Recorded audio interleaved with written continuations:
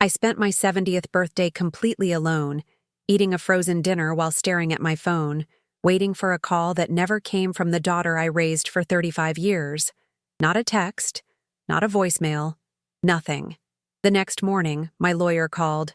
"Margaret, your Aunt Eleanor's estate finally cleared probate. You're inheriting $20 million. I sat there in shock, barely able to process it. But here's the thing.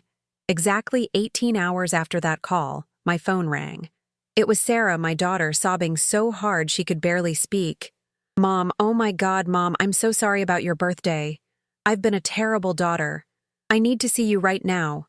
I need to make this right." 3 years of silence, and suddenly she remembers she has a mother.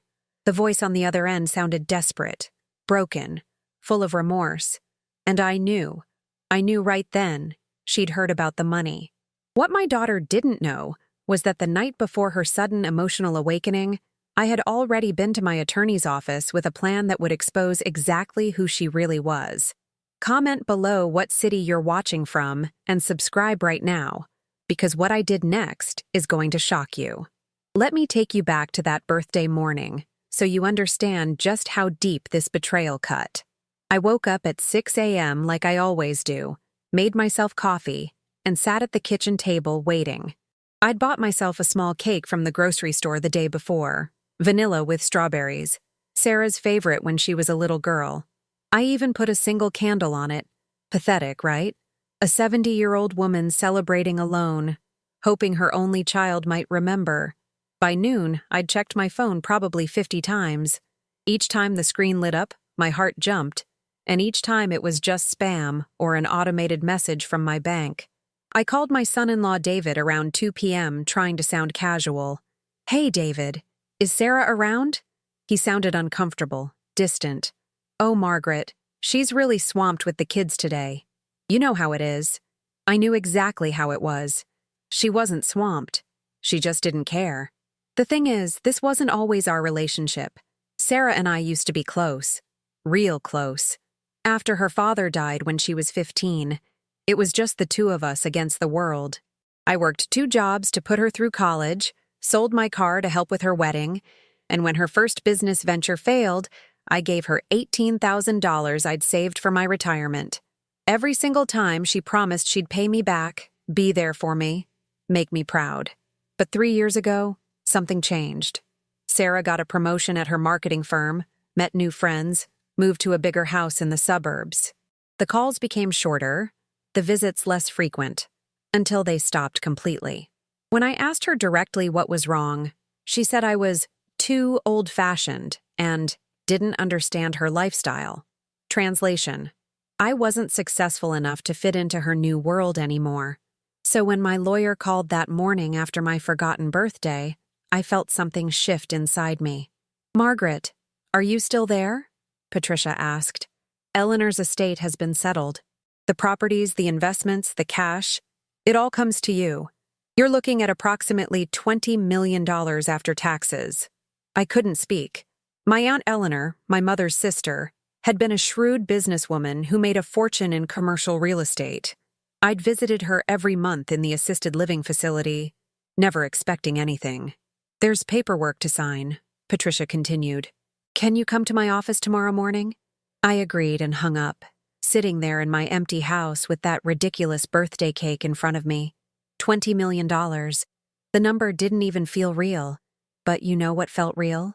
The silence. The absence of my daughter on the one day she should have shown up. That night, I didn't sleep. I lay in bed thinking about every missed birthday, every canceled visit, every promise Sarah had broken. And I thought about what would happen when she found out about the inheritance, because she would find out. News like that spreads fast in families, even broken ones. Would she suddenly remember she had a mother? Would the phone finally ring? I decided to test her. The next morning, before going to Patricia's office, I called my cousin Linda, the biggest gossip in the family. "Linda, I've got some news," I said, keeping my voice neutral. "Aunt Eleanor left me her estate. It's substantial." I could practically hear her eyes widen through the phone. "How substantial, Margaret?" I paused for effect. $20 million. The gasp was exactly what I expected. Oh my lord, Margaret, that's incredible. Does Sarah know? Not yet, I said.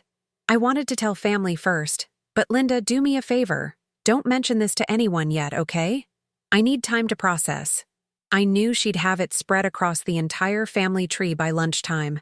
It was cruel, maybe, but I needed to know the truth. I needed to know if my daughter would suddenly care about me when there was money involved. I went to Patricia's office and signed the papers. Mountains of documents, trusts, accounts, property deeds. My hand was shaking the whole time. Congratulations, Margaret, Patricia said, squeezing my hand. This is life-changing money. Have you thought about what you'll do with it? I looked her straight in the eye. Actually, Patricia, I need to make some changes to my will. Today. Right now. She raised an eyebrow. That's unusual. Most people wait a bit before making big decisions after an inheritance. But I knew exactly what I was doing. My daughter forgot my birthday yesterday.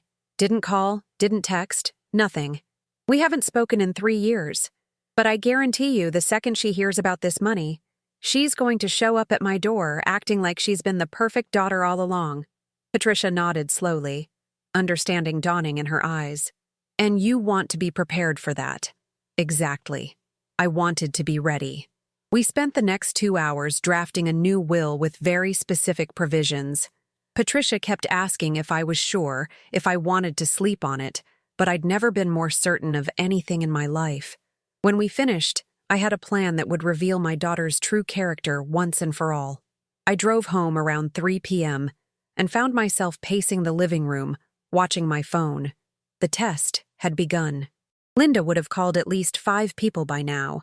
The news would have reached David's family by dinner time, and then Sarah would know. The waiting was torture, but it was necessary. I needed to see how long it would take. 18 hours. That's how long it took. I was eating breakfast the next morning, just coffee and toast, my stomach too tight for anything more, when my phone rang. Sarah's name flashed on the screen. I let it ring 3 times before answering, my heart pounding. Hello? My voice came out calmer than I felt. Mom. Oh God, Mom. Sarah's voice was thick with tears. Real tears. Or maybe just really good fake ones. I'm so sorry. I'm so sorry about your birthday. I don't know what's wrong with me. I've been so caught up in the kids' schedules, in work stress, and I completely forgot, and I hate myself for it. I said nothing, just listened. There was a script here, and I wanted to hear every word. I need to see you, she continued, her voice breaking. I need to apologize in person. I need to make this right. Can I come over today? Please, Mom. I know I don't deserve it, but please. I closed my eyes, feeling something cold settle in my chest. This was it. The moment I'd been waiting for and dreading in equal measure. Sarah, I said quietly, you haven't called me in 3 years. You've missed every birthday, every holiday, every Sunday dinner I invited you to. What suddenly changed? There was a pause, just a fraction too long. I've been thinking about mortality, about family, about what really matters. Hearing about Aunt Eleanor passing, it made me realize how much time I've wasted. Aunt Eleanor. There it was. She'd heard. Aunt Eleanor died 2 years ago, Sarah. The estate only just cleared probate. Another pause. Longer this time. Right. Yes, of course. I just meant, hearing that you inherited, it made me think about family legacies and how I've been neglecting ours. At least she was honest about knowing. Sort of. Come over at 2 p.m. today, I told her. We'll talk. I hung up before she could respond, my hands shaking. 4 hours until I'd see my daughter's face and know for certain if her tears were for me or for my money. I spent those hours preparing. Not preparing the house. I didn't care about that. Preparing myself emotionally for what was coming.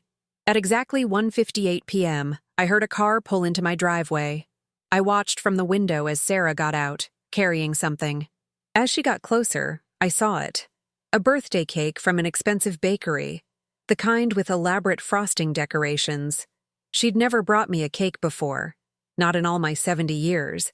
She was dressed in designer clothes, hair perfectly styled, looking polished and put together. The daughter who was too busy to call was now standing on my doorstep with a cake. I opened the door before she could knock. The look on her face was Oscar-worthy.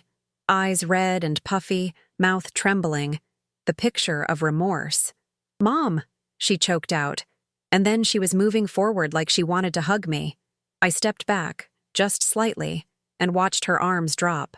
"Come in," I said, keeping my voice neutral.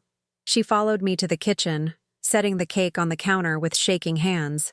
"Mom, I know I can't make up for what I've done with a cake. I know that. But I wanted to bring something, anything, to show you that I'm here now, and I want to fix this."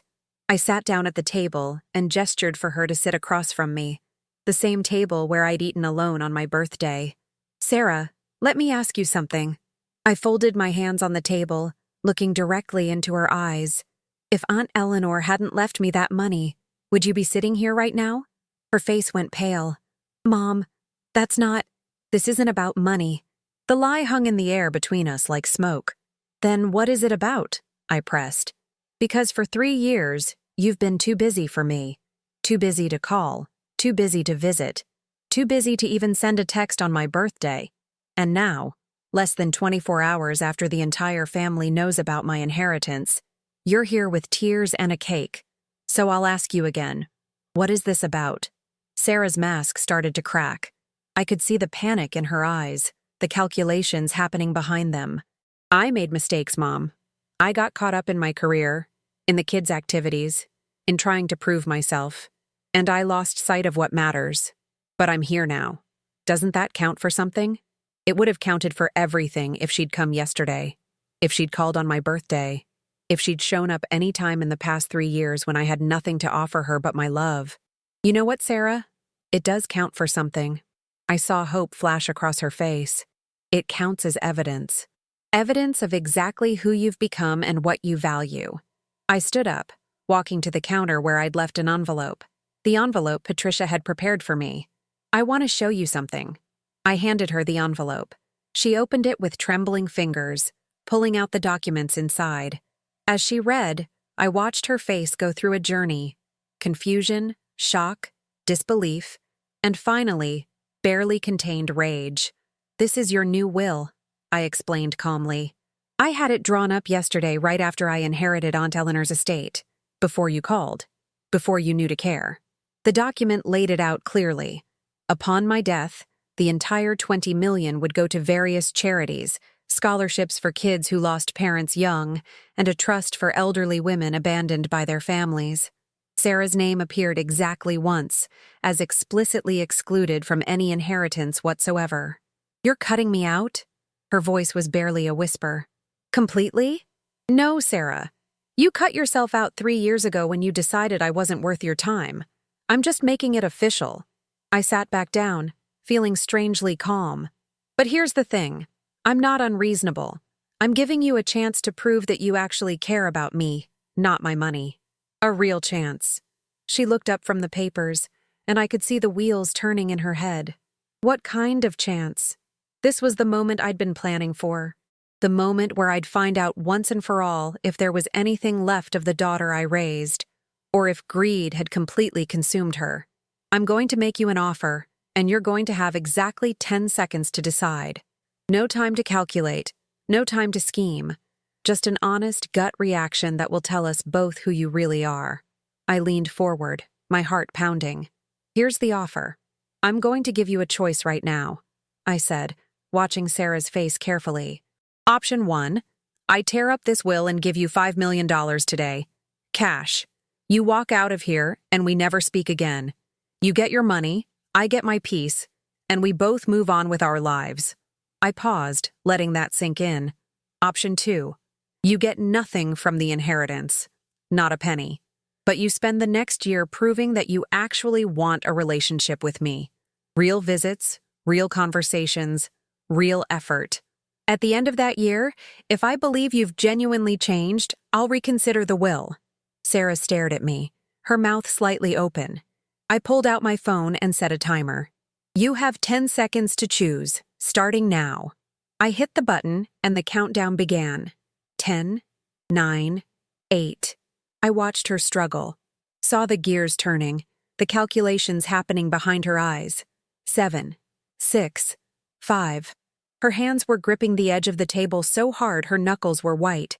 4, 3, 2. Wait! She shouted. Wait, this isn't fair. You can't just. 1, 0.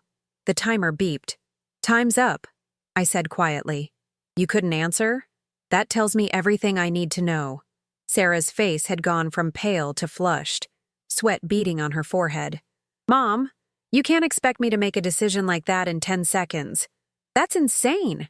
She was half standing now, her voice rising. $5 million versus a year of my time with no guarantee? How is that a fair choice? I leaned back in my chair, feeling tired. So tired. Sarah, if you loved me, the choice would have been instant. You would have said option 2 without thinking, because spending time with your mother shouldn't need a financial incentive. That's manipulative, she shouted, and I saw the real Sarah now. The mask was completely off. You're playing mind games with me, setting up impossible choices, and then judging me for not passing your little test. She slammed her hand on the table. I came here to apologize, to make things right, and you're treating me like some kind of criminal. You forgot my birthday, I said simply. For 3 years, you forgot I existed. And 18 hours after hearing about money, you're at my door. You are the one who made this about money, Sarah. You just don't want to admit it. The silence that followed was thick enough to cut. I could see her struggling with whether to keep up the act or just let the rage take over. Finally, she spoke, her voice low and controlled. Fine. You want honesty? Here's honesty. Yes, I heard about the inheritance. Yes, that's why I called. But can you blame me? Do you know how hard it's been for David and me? The private school tuition, the mortgage on that house, keeping up with the other families in our neighborhood? We're drowning, Mom. And you're sitting on $20 million. So you do need the money, I said. Thank you for finally telling the truth. Sarah ran her hands through her perfectly styled hair, and I saw desperation in her eyes now. Real desperation. We're 4 months behind on our mortgage. The bank is threatening foreclosure. David's business is failing. I thought maybe you'd help us. As family. Something clicked in my mind. How much do you owe? She hesitated. Total debt? About $500,000. I did the math quickly. Mortgage probably $350. Credit cards, car loans, maybe another $150.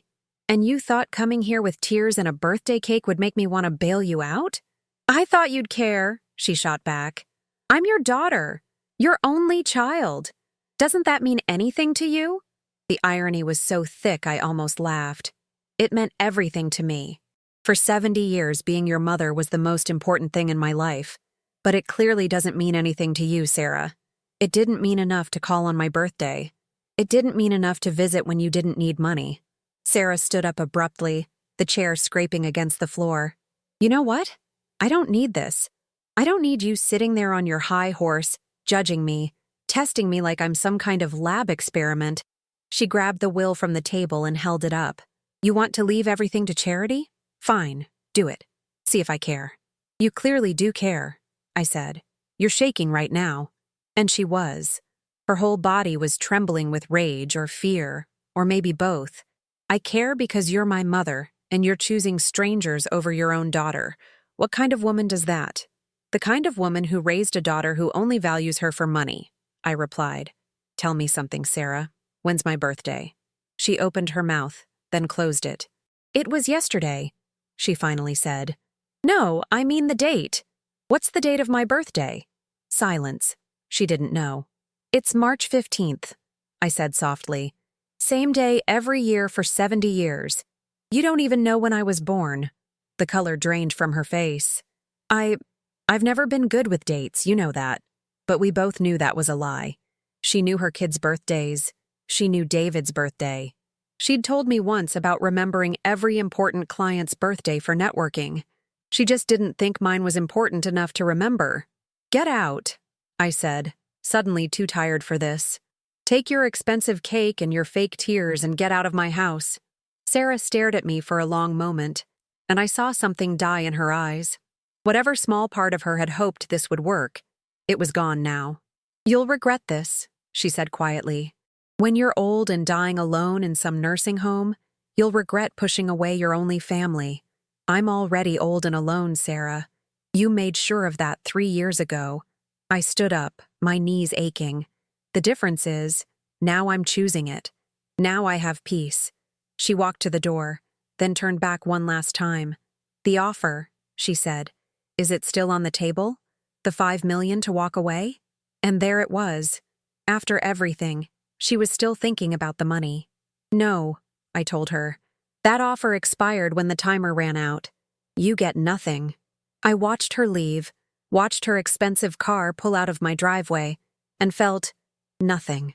No sadness, no anger, just emptiness where my daughter used to be. I spent the rest of that day sitting in my living room, not moving, not thinking, just existing. The house felt bigger somehow, emptier. When it got dark, I didn't turn on the lights. I just sat there in the darkness, wondering if I'd done the right thing, wondering if maybe I'd been too harsh, too quick to judge. But then I remembered her face when I'd offered her the choice. I remembered the calculations in her eyes. Around 9 p.m., my phone buzzed. A text from David, Sarah's husband. Margaret, what did you say to Sarah? She came home devastated. She's been locked in her room for hours, won't talk to me or the kids. Please, whatever happened between you two, can't we fix this? We're family. I stared at the message for a long time before responding. Ask your wife what she valued more, $5 million or her relationship with her mother. Her answer will tell you everything. He didn't respond. But an hour later, my phone rang. Unknown number. I almost didn't answer, but something made me pick up. Ms. Harrison? This is Detective Lisa Chen with the County Sheriff's Office. I'm calling about a wellness check request we received. My heart stopped. A wellness check? I'm fine. Who called you? Your daughter Sarah called, said she was worried about your mental state. She mentioned concerns about your decision-making capacity, specifically regarding your finances. She said you might be experiencing cognitive decline and that you've been acting paranoid. I felt rage bubble up inside me, hot and sharp. Detective, I assure you, I'm in perfect mental health.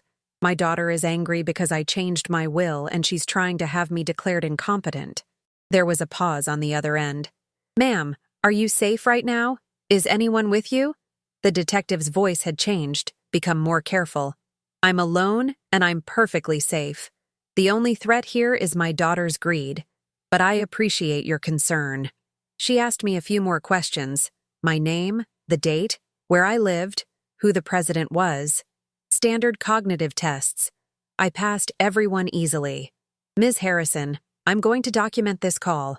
If your daughter calls again with similar concerns, we'll have this on record showing you're lucid and capable. I'd also suggest you speak with your attorney about this situation. I thanked her and hung up, my hands shaking. Sarah had actually tried to have me declared mentally incompetent. Within hours of leaving my house, she'd gone straight to the police to try to get control of my money. I called Patricia immediately.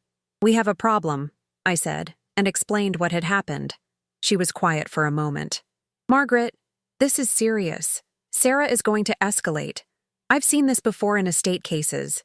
She'll try every angle to get that money. We need to protect you legally. We talked for an hour, setting up additional safeguards. Medical evaluations from multiple doctors. Video documentation of my mental capacity. Witnesses who could testify to my competence. The next morning, I got a call from my neighbor, Mrs. Rodriguez. Margaret, there was a strange woman taking pictures of your house yesterday evening, late, after dark. My husband went out to ask what she was doing, and she said she was from some kind of social services, doing a home evaluation. Do you know anything about that? I felt cold. What did she look like? She described Sarah perfectly. She'd been at my house, photographing it, probably trying to document unsafe living conditions or signs of neglect to support her incompetency claim. I thought about the years I'd spent maintaining this house, keeping it clean and safe. Now my own daughter was trying to use it against me. Thank you for telling me, Mrs. Rodriguez. If you see her again, please call the police. Over the next few days, I started getting strange calls and visits. A social worker from Adult Protective Services showed up at my door. Another wellness check, this one legitimate but triggered by an anonymous concern. A bank manager called to verify that I understood the transactions I'd been making with my inheritance. My doctor's office called to say someone had requested my medical records, and they'd denied the request. Sarah was throwing everything she could at me, trying to find any angle to prove I was incompetent. But here's what she didn't know. I was documenting everything. Every call, every visit, every attempt she made to undermine me. Patricia and I were building a case that showed Sarah's true motivations. And with each move she made, she was proving exactly why I'd been right to cut her out of the will. Then, a week after our confrontation, things got worse. I received a certified letter from a law firm I didn't recognize. Inside was a formal notice. Sarah was filing a legal petition to have a guardian appointed for me due to diminished mental capacity and vulnerability to financial exploitation. She was actually suing me for control of my own life. I sat in Patricia's office reading through the petition, feeling sick. Sarah had gotten statements from people I barely knew. A cashier at the grocery store who said I seemed confused about using the self-checkout. A neighbor who said I'd asked the same question twice in 1 week, all twisted to make me sound senile. "This is character assassination," I said. "That cashier story. The machine malfunctioned and I asked for help. The neighbor thing. I asked about her grandson's surgery once, then asked how he was recovering a few days later. She's twisting normal conversations." "I know," Patricia said grimly, "but we have to take this seriously. If a judge grants this petition, even temporarily, Sarah could get access to your accounts, your property, everything." We spent the next 2 weeks preparing for the hearing. I got comprehensive cognitive evaluations from 3 different doctors. All of them concluded I was in perfect mental health, scoring in the top percentile for my age group. Friends and neighbors provided sworn statements about my competence. Mrs. Rodriguez talked about how I'd helped her with her tax returns. My old co-worker from the hospital where I'd worked as a nurse for 35 years testified about how sharp I still was with medical knowledge. Even my doctor of 25 years submitted a statement saying I was one of her most alert and engaged patients. The night before the hearing, I couldn't sleep. I kept thinking about the girl Sarah had been. Sweet, kind, always making me handmade cards for Mother's Day. Where had that girl gone? When had she transformed into this woman who would try to have her own mother declared incompetent to steal her money? The courtroom was smaller than I expected. Just a hearing room, really, with the judge's bench at the front and a few rows of seats. Sarah was there with her lawyer, an expensive-looking man in a tailored suit. David sat behind her, looking uncomfortable, not meeting my eyes. I was there with Patricia, and we'd brought 3 of my doctors as witnesses. The judge, an older man named Henderson, reviewed the initial filings. "This is a petition for emergency guardianship based on alleged cognitive decline," he said, looking over his glasses at Sarah. "Ms. Davis, you're petitioning for guardianship of your mother? Walk me through why you believe this is necessary." Sarah stood, and I saw her put on the concerned daughter act again. "Your Honor, my mother recently inherited a substantial sum of money. Since then, her behavior has become increasingly erratic. She's made impulsive financial decisions, shown signs of paranoia. She's accused me of trying to steal from her, and she's isolated herself from family. I'm worried she's vulnerable to exploitation." Every word was technically true, but completely twisted. The paranoia was protecting myself from her. Patricia stood up. "Your Honor, if I may, Ms. Margaret Harrison is 70 years old, but her cognitive function is exceptional. We have medical evaluations from 3 independent doctors, all showing perfect mental acuity. What we actually have here is a daughter who was cut out of her mother's will and is using the legal system to try to gain control of assets she feels entitled to." The judge looked at Sarah. "Is it true you were recently excluded from your mother's will?" Sarah's lawyer jumped in. "Your Honor, the timing of that will change is precisely what concerns us. Within 24 hours of inheriting, Ms. Harrison made dramatic changes to her estate planning, cutting out her only child entirely. This suggests impulsive decision-making and possible undue influence." The judge turned to me. "Ms. Harrison, I'd like to hear from you directly. Why did you change your will so quickly after inheriting?" I stood up, feeling every eye in the room on me. "Your Honor, I changed my will because I wanted to test my daughter's true motivations. She hadn't contacted me in 3 years. She forgot my 70th birthday. But within 18 hours of finding out about my inheritance, she was at my door with tears and apologies. I wanted to know if she actually cared about me or just about my money. The room was silent. And what did you discover? I discovered that when given a choice between $5 million to walk away or a year of building a real relationship with me for no guaranteed money, she couldn't choose. She was more interested in calculating the financial angles than in her relationship with her mother. Sarah's face was red. I could see her whispering urgently to her lawyer. The judge looked at the medical reports in front of him. I've reviewed these evaluations. All 3 doctors conclude that Ms. Harrison's cognitive function is well above average for her age. Dr. Kim, you're here today. Can you elaborate on your findings? One of my doctors stood, a woman in her 50s who'd spent 2 hours testing me. Your Honor, I administered comprehensive cognitive assessments. Ms. Harrison scored in the 96th percentile for her age group. Her memory, reasoning, and judgment are all excellent. There's absolutely no evidence of diminished capacity. The judge nodded, then looked at Sarah's lawyer. Counselor, do you have any medical evidence to support your claims? Any actual doctors who have examined Ms. Harrison and found cognitive issues? The lawyer shuffled his papers. We have the observations of concerned family members and community members, Your Honor. That wasn't going to be enough, and everyone in the room knew it. Judge Henderson looked stern now. Ms. Davis, I want you to understand something. Guardianship is a serious matter. It strips a person of their fundamental rights and autonomy. It should only be used when absolutely necessary to protect someone who genuinely cannot care for themselves. He paused. Your mother has demonstrated quite clearly that she is fully capable of managing her own affairs. What you've presented here isn't evidence of incompetence. It's evidence of a family dispute over money. Sarah's lawyer tried to interrupt. Your Honor, if we could just— But Judge Henderson held up his hand. I'm denying this petition. Ms. Margaret Harrison is clearly competent to make her own decisions, including decisions about her will and her estate. This case is dismissed. He looked directly at Sarah. And Ms. Davis, I suggest you reflect carefully on what you're doing here. The law isn't a weapon to use against family members who make decisions you don't like. The gavel came down. It was over. Sarah sat frozen in her seat, her face blank with shock. Her lawyer was already packing up his briefcase, probably calculating how much this loss had cost his reputation. I stood up, feeling lighter than I had in weeks. Patricia squeezed my hand. Congratulations, Margaret. You won. But as I walked out of the courtroom, I caught Sarah's eyes. There was something there I'd never seen before. Not anger, not even greed. It was hatred.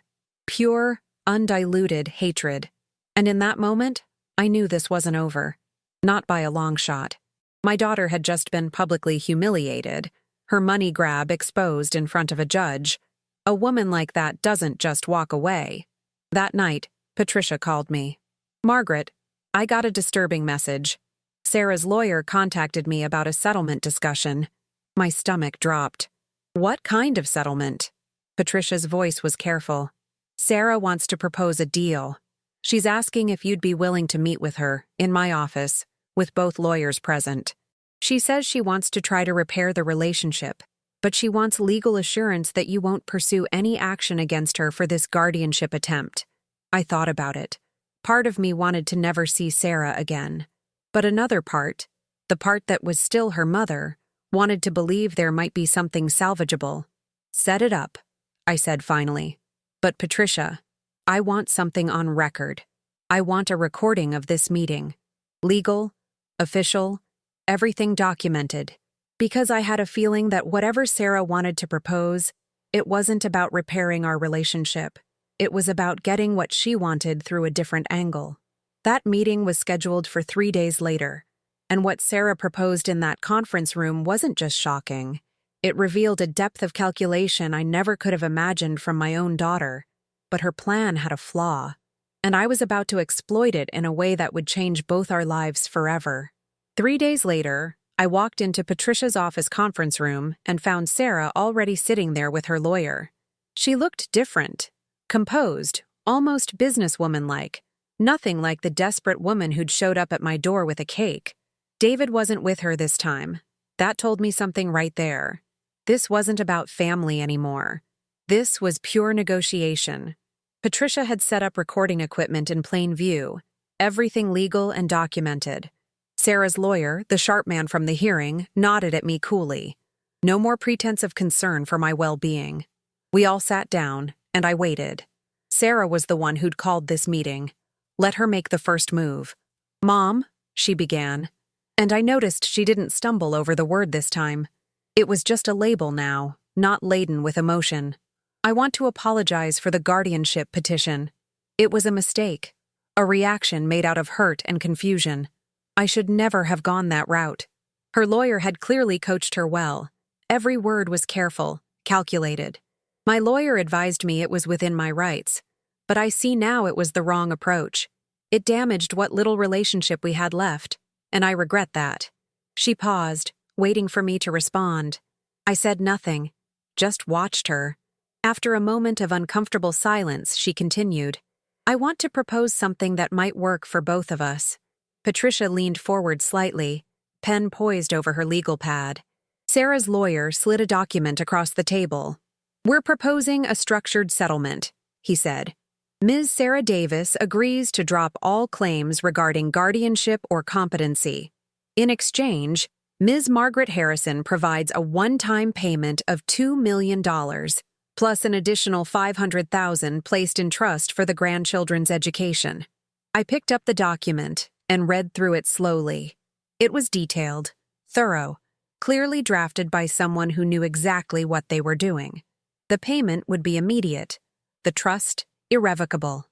In exchange, Sarah would sign away any right to contest the will, any claims to the estate, any future legal action related to the inheritance. Clean break, bought and paid for. $2.5 million, I said quietly. "That's your price for having a mother." Sarah's jaw tightened. "That's not what this is, Mom. This is about resolving a conflict in a way that lets both of us move forward. You get peace, I get financial stability, and we don't have to keep hurting each other." "We don't have to keep hurting each other," I repeated. "Sarah, I'm not the one who filed for guardianship. I'm not the one who tried to have my own parent declared incompetent. You hurt me. I just protected myself." Her composure cracked slightly. "And you think cutting me out of your will wasn't hurtful? You think making me choose between money and time wasn't designed to hurt me?" "It was designed to show me the truth," I said. "And it did." Patricia cleared her throat. "Margaret, we should discuss this in private before responding." But I didn't need time. Looking at that document, at the cold transaction my daughter wanted to make of our relationship, something crystallized in my mind. "I'll agree to this," I said, and I saw hope flash in Sarah's eyes. "But with modifications." Her lawyer frowned. "What kind of modifications?" I leaned back in my chair, feeling a strange calm settle over me. "I'll give you the $2.5 million. Today. Right now. Patricia can wire it within the hour." Sarah's whole body relaxed, and I saw it. The pure relief on her face. This was all she'd wanted from the beginning. Just the money. "But," I continued, "there's one additional clause I want added to this agreement." The tension returned instantly. "What clause?" her lawyer asked suspiciously. "For the next 5 years, Sarah has to write me 1 letter per month. By hand, not email. Doesn't have to be long. 1 page minimum. She has to tell me about her life, her thoughts, what she's doing. If she misses a single month, the entire $2.5 million gets donated to charity and she has to pay it back." The room went silent. Sarah stared at me. "You want me to write you letters? That's your condition?" I nodded. 60 letters over 5 years. That's all. You get $2.5 million, and all you have to do is spend maybe 30 minutes a month telling your mother about your life. Seems like a fair trade, doesn't it? Her lawyer was already shaking his head. "That's an unenforceable condition. You can't mandate the content or quality of personal correspondence." But Patricia was smiling slightly. "Actually, we can. It's a conditional gift. Ms. Harrison is free to set any legal terms she wants. The letters don't have to be emotional or even particularly personal, just factual updates about her life. Completely reasonable." Sarah's face had gone through several emotions: confusion, suspicion, and now calculation. "And if I write the letters, the money is mine free and clear? No other conditions?" I nodded. "That's it. 60 letters. You can tell me about your job, your kids, what you had for breakfast. I don't care. Just write to me once a month for 5 years." "Why?" Sarah asked, and for the first time in this meeting, I heard something real in her voice. "Why would you do this?" I looked at her, this woman who used to be my little girl, and felt a deep sadness. "Because I'm giving you one last chance to remember you have a mother. 1 letter a month. That's all I'm asking. If you can't do that, if 30 minutes a month is too much to give, then we both know exactly what our relationship is worth." Sarah and her lawyer stepped outside to confer. Through the glass wall, I could see them arguing. He was shaking his head, probably telling her it was a trap, that there had to be a catch. She kept gesturing, clearly torn between the guaranteed money and the strings attached. After 10 minutes, they came back in. "We accept the modified terms," her lawyer said crisply. "With one addition, the letters can be as brief as 1 page, covering only factual information about her life. There's no requirement for emotional content or personal reflection." Patricia looked at me. I nodded. "Agreed. As long as they're handwritten and arrive every month." We spent the next hour finalizing the paperwork. Patricia's assistant prepared the wire transfer. Sarah signed document after document, each one legally binding her to write me 60 letters over the next 5 years or forfeit everything. Her hand was shaking slightly by the end, and I wondered if she was finally realizing what she'd agreed to. The money transferred. $2.5 million, gone from my account into Sarah's. I watched the confirmation come through and felt nothing. It was just numbers on a screen. Sarah stood up, clearly eager to leave now that she had what she came for. "I'll send the first letter next week," she said stiffly. "Next week?" I shook my head. "The agreement says 1 letter per month. Your first month starts today. That means the first letter is due by the end of this month, 2 weeks from now." Her face fell slightly. The reality was setting in. For the next 5 years, she'd have an obligation to me. A small one, but an obligation nonetheless.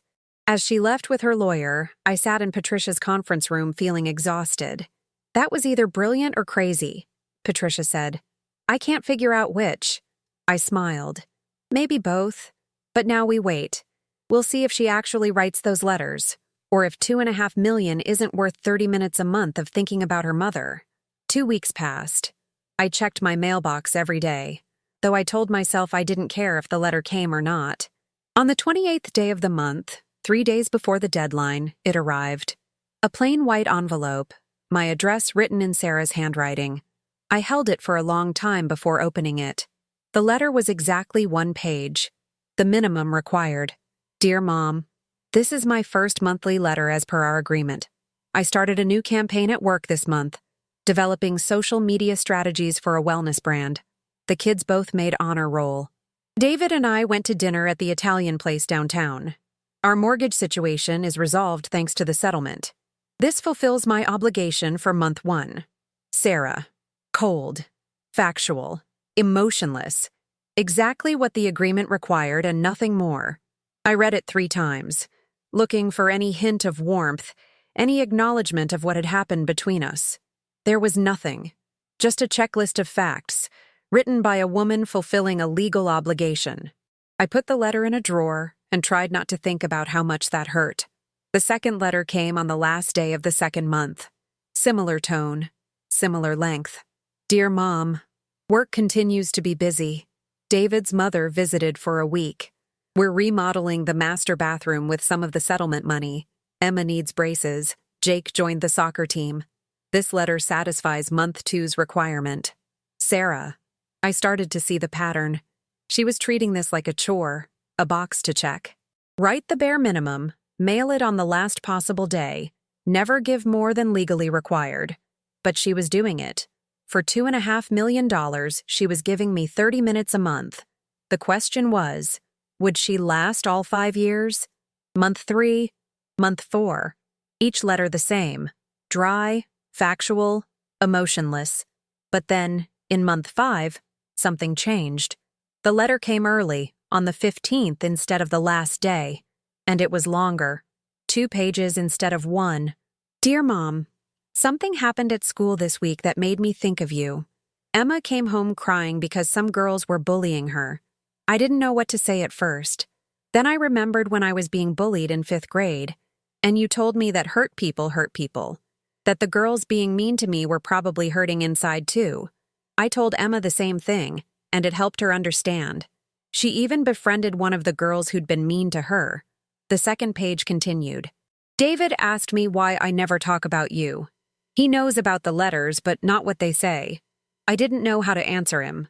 I realized I've been writing these letters like they're homework, something to get through. But that moment with Emma, using your advice, it reminded me that you were actually a good mother. I'd forgotten that. Or maybe I'd made myself forget it because it was easier to be angry at you than to admit I'd been a terrible daughter. Anyway, this is month 5. Sarah. I read that letter 10 times, held it in my shaking hands and cried like I hadn't cried since my husband died. This was the first time in 5 months that Sarah had acknowledged our actual relationship, that she'd remembered me as a person instead of an obligation. It wasn't much, but it was something. I did something I hadn't done since this whole thing started. I wrote back, not because the agreement required it. It didn't, but because I wanted to. Dear Sarah, I'm glad the advice helped. I gave you that advice when you were 10 and being excluded from birthday parties. You were so hurt you didn't want to go to school, but you went anyway and showed those girls kindness. You've always had a good heart, even when you forget it. Thank you for sharing that memory with me. I'm proud of how you're raising Emma and Jake. Love, Mom.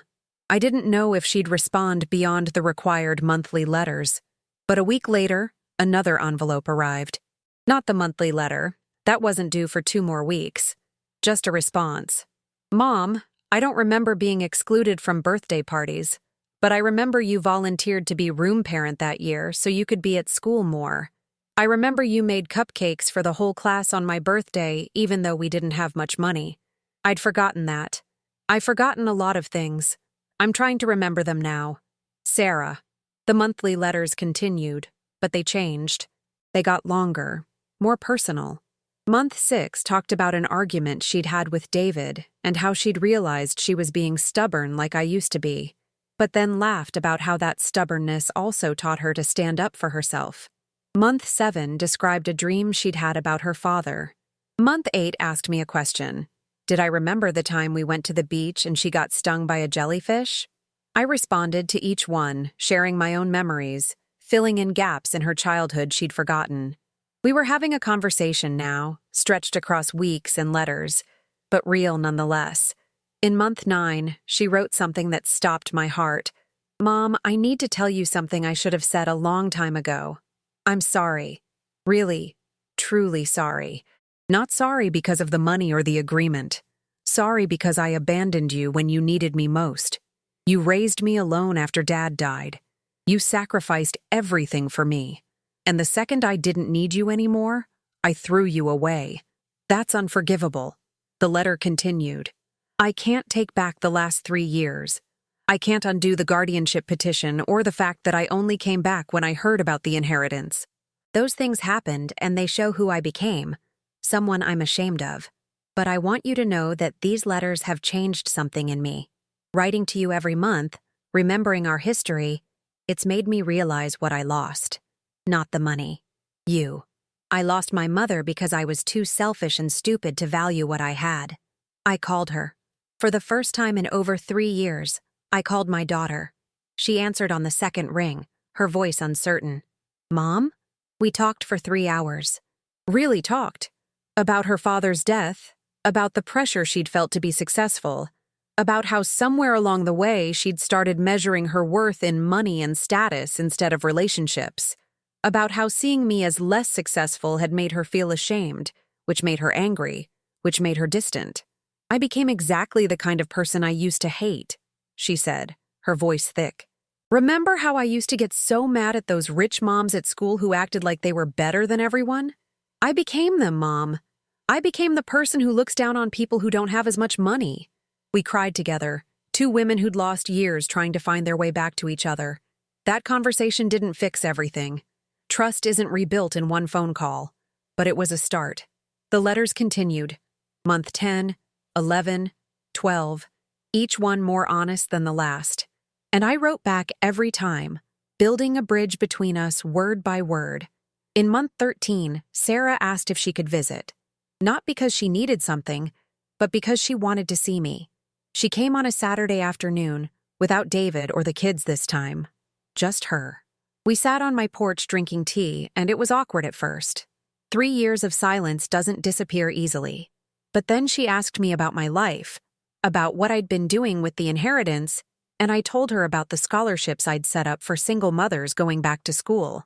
Her eyes got wet. "That's perfect, Mom. That's exactly what you would do." We spent the whole day together, just talking. About everything and nothing.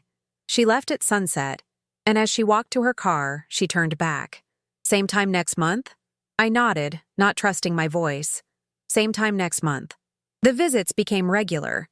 Once a month, sometimes more. The letters continued too. We'd made a joke of it now, still writing them even though we were talking regularly. They'd become a record of our rebuilding, documented proof that we were trying. In month 20, Sarah brought David and the kids. Emma and Jake hugged me and called me Grandma, and I realized I'd missed so much of their growing up. "I should have brought them sooner," Sarah said quietly. "I should have let them know you all these years. I'm sorry, Mom." I told her the truth, that we can't change the past, but we can choose our future, that what mattered was that we were here now, together, building something new. Year 3 of the letters, Sarah wrote something that made me realize how far we'd come. "Mom, I've been thinking about inheritance differently lately. Not the money kind, the other kind. The values and lessons we pass down. I want Emma and Jake to inherit your strength, your kindness, your ability to stand up for yourself even when it's hard. I want them to know their grandmother, to learn from you what I almost forgot. You're the richest woman I know, and it has nothing to do with Aunt Eleanor's money."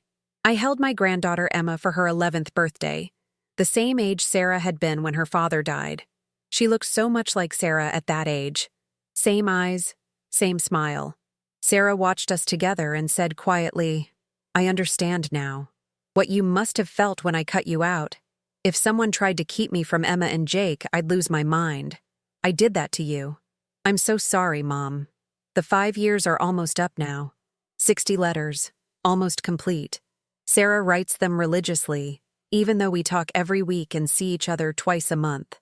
The letters have become something else, a journal of our healing, a testament to what can be rebuilt if both people are willing to try. I've saved every single one.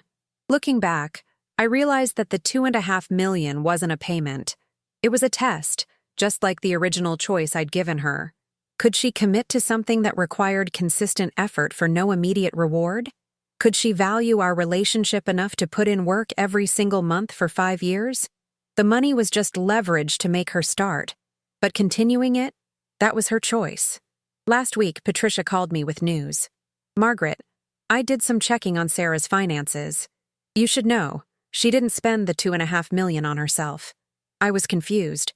"What do you mean?" "She paid off her debts." Patricia laughed. "She paid off about $500,000 in debts. The rest, she invested it in trust funds for Emma and Jake, for their college, for their futures. All of it. Every penny. Sarah's living on her salary and David's income, working hard, not touching the inheritance money." I sat down, overwhelmed. Sarah had taken the money I'd given her, the money she'd fought so hard for, and put it away for her children. She was living the same modest life she'd had before, just without the crushing debt. She'd used my money not to fund a lifestyle, but to secure her children's future, just like I'd done for her all those years. That night, I updated my will one final time. The charities would still get their share. That was important to me. But Sarah was back in it. Not for all of it, but for a significant portion. Because she'd proven something over these 5 years. She'd proven that she could change, that she could value something more than money, that the girl I'd raised was still in there somewhere. More importantly, she'd given me something I thought I'd lost forever. A daughter. A real relationship. Grandchildren who would grow up knowing their grandmother. And she'd given me those 60 letters, each one a brick in the bridge we'd rebuilt between us. I keep them in a box on my desk, read them sometimes when I'm feeling nostalgic. Tomorrow is my 75th birthday. Sarah called yesterday to confirm dinner plans. She's cooking at her house, the whole family together. David's making my favorite dessert. Emma and Jake made me cards at school. To Grandma, from Emma, in neat cursive decorated with drawings of flowers. To the best grandma, from Jake, with a drawing of the two of us holding hands. This birthday won't be spent alone with a frozen dinner. You know what Sarah said to me last week? She said, "Mom, thank you for the test. Thank you for making me work for our relationship instead of just giving me money. If you'd given me that $5 million to walk away, I would have taken it. And I would have lost everything that actually matters." She was right. If I'd made it easy, if I'd just paid her off, we'd both have lost. The test wasn't just for her, it was for me too. Could I hold my ground when it would have been easier to just give in? Could I value myself enough to demand respect instead of just buying her presents? Could I risk losing her completely in order to maybe, possibly, find her again? The answer, it turned out, was yes. That's my story. 5 years of rebuilding something I thought was destroyed forever. It wasn't easy. There were setbacks, hard conversations, moments where I wasn't sure we'd make it. But we did. Because we both decided that our relationship was worth more than money, worth more than pride, worth the hard work of forgiveness and change. What do you think? Would you have done the same? Would you have tested your child that way? Or would you have just taken the relationship at face value? Leave me a comment below and let me know your thoughts. Give this video a like if my story meant something to you. And subscribe, because I have many more stories like this to share. Stories about family, about money, about the complicated relationships that shape our lives. Thank you for listening. This is Margaret, signing off.